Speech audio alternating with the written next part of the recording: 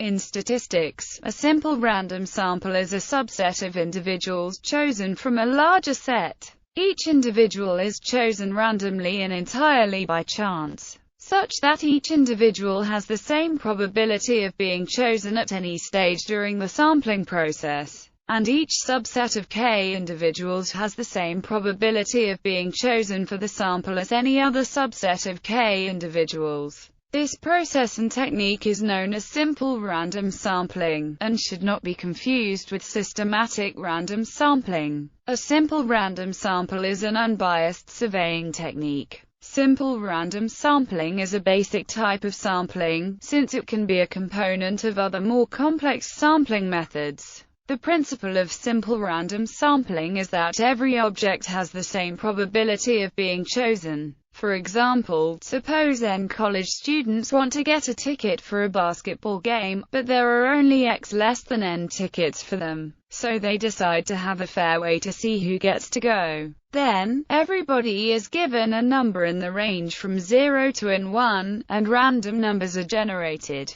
either electronically or from a table of random numbers. Numbers outside the range from 0 to n1 are ignored, as are any numbers previously selected. The first x numbers would identify the lucky ticket winners. In small populations and often in large ones, such sampling is typically done without replacement, i.e., one deliberately avoids choosing any member of the population more than once. Although simple random sampling can be conducted with replacement instead, this is less common and would normally be described more fully as simple random sampling with replacement. Sampling done without replacement is no longer independent, but still satisfies exchangeability, hence many results still hold. Further, for a small sample from a large population, sampling without replacement is approximately the same as sampling with replacement, since the odds of choosing the same individual twice is low. An unbiased random selection of individuals is important so that if a large number of samples were drawn,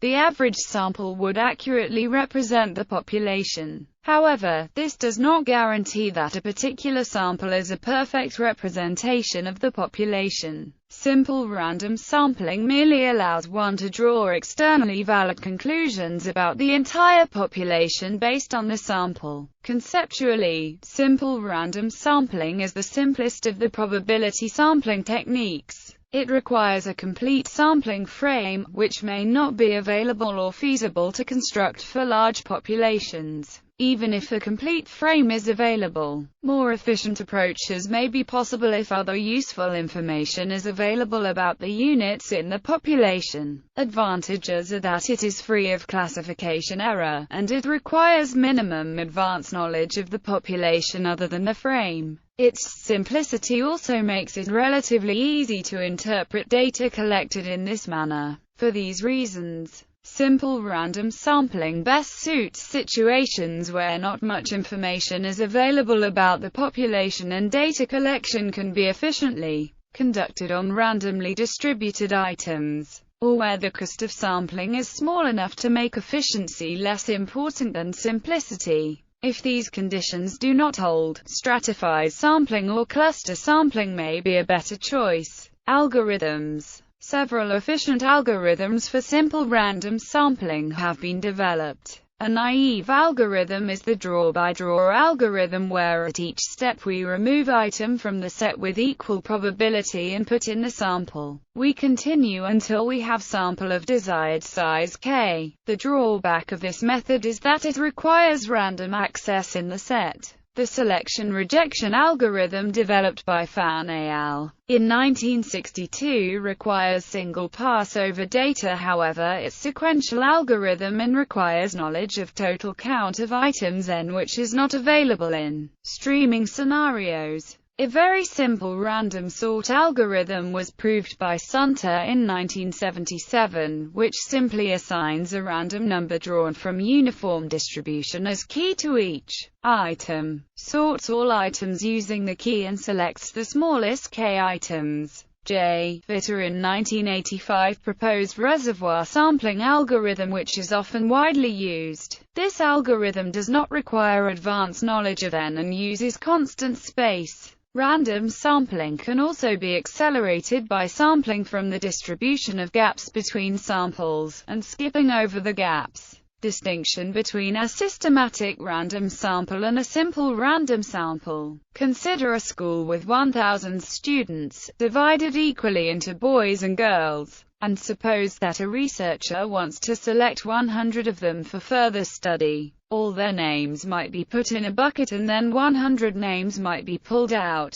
Not only does each person have an equal chance of being selected, we can also easily calculate the probability p of a given person being chosen, since we know the sample size and the population. 1. In the case that any given person can only be selected once. 2. In the case that any selected person is returned to the selection pool. This means that every student in the school has in any case approximately a 1 in 10 chance of being selected using this method. Further, all combinations of 100 students have the same probability of selection. If a systematic pattern is introduced into random sampling, it is referred to as systematic sampling. An example would be if the students in the school had numbers attached to their names ranging from 0001 to 1000, and we chose a random starting point, e.g., 0533, and then picked every 10th name thereafter to give us our sample of 100.